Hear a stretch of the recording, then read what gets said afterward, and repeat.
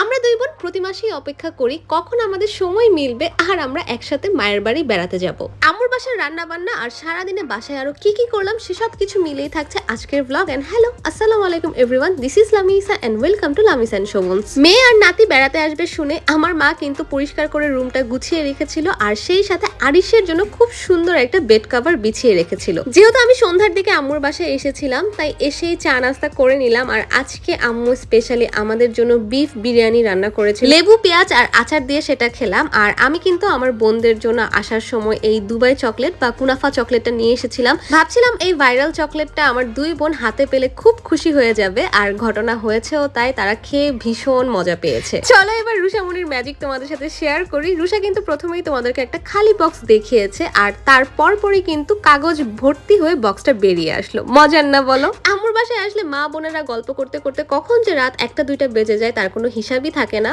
পরদিন সকালে একটু দেরি করেই ঘুম থেকে উঠেছিলাম আর উঠেই দেখলাম আম্মু কিন্তু পরোটা ভেজে রেখে দিয়েছে আর সেই সাথে ছিল একটা ডিম পোস্ট, কিছু বাদাম আর খেজুর। আর আমি কিন্তু আমার ডিম পোস্টটা মানে এগ ইয়োগটা একটু রানি থাকলেই পছন্দ করি, অনেকে আবার এরকম পছন্দ করে না। যেমন আমার আম্মুর মতে এটা হচ্ছে কাঁচা ডিম খাওয়া, কিন্তু আমার না পরোটা দিয়ে এইভাবে রানি ইয়োগ খেতেই বেশি ভালো লাগে। ব্রেকফাস্টে কিন্তু সবার একটা ডিম খাওয়া অবশ্যই জরুরি, আর আমি সকালবেলা হয় ডিম সিদ্ধ অথবা ডিমটাকে এভাবে করেই পরোটার সাথে খাই। বাই দ্য ওয়ে, তোমরা সবাই কিন্তু আমার মায়ের বাসার ভ্লগ অনেক পছন্দ করো, আবার অনেক আপু আন্টিরাই আমার মায়ের রান্নার সাথে নিজেদের রান্নার মিল খুঁজে পাও। তোমরা যারা আমাদের মতো ডিম ভুনা খেতে খেতে অতিষ্ঠ হয়ে গিয়েছো তারা কিন্তু চাইলে এভাবে মাঝে মাঝে ডিমের কোরমা করেও খেতে পারো। পোলাও বা ভাতের সাথে ডিমের কোরমা কিন্তু অনেক মজা লাগে। ডিমের কোরমার সাথে আম্মু এখানে দুপুরে খাওয়ার জন্য মুরগির মাংস আর আলু দিয়ে ঝোলঝোল করে রান্না করেছিল, আর সেই সাথে পোলাও ছিল। সবগুলো আইটেমই অনেক মজা হয়েছিল, আলহামদুলিল্লাহ তৃপ্তি সহকারে খেয়ে তারপর উঠলাম। আচ্ছা, গতকালকে রাতে যেহেতু আর্জেন্টিনা আর মিশরের ম্যাচ ছিল তাই ভাবলাম যে খেলা দেখার সময় তো পাশে কিছু স্ন্যাক্স থাকা দরকার, তো সেই জন্যই কিন্তু আমি আমার ছেলে আর দুই বোনকে নিয়ে আমাদের বাসার পাশের একটা সুপার শপে চলে গিয়েছিলাম স্ন্যাক্স আর টুকটাক কিছু কেনাকাটা করার জন্য।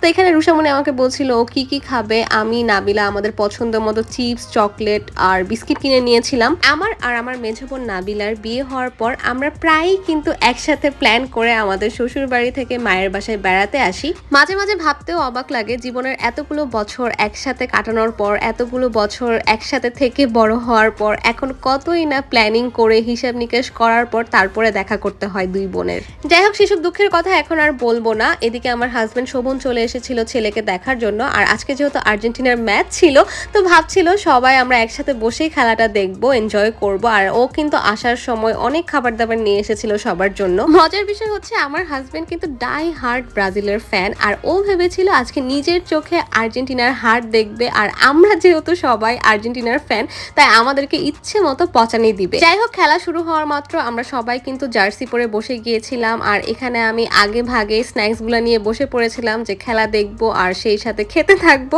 আর এখানে দেখো আমার ছেলেকেও কিন্তু আর্জেন্টিনার জার্সি পরিয়ে দিয়েছিলাম। সবাই কিন্তু অবশ্যই মাশাল্লাহ মাশাল্লাহ বলে দিও। দেখতেই পাচ্ছ প্রথম থেকে রুষামণির ভীষণ মন খারাপ ছিল, আর শেষমেশ আর্জেন্টিনার জিত হওয়ার পর আমরা সবাই এখানে সেলিব্রেট করছিলাম।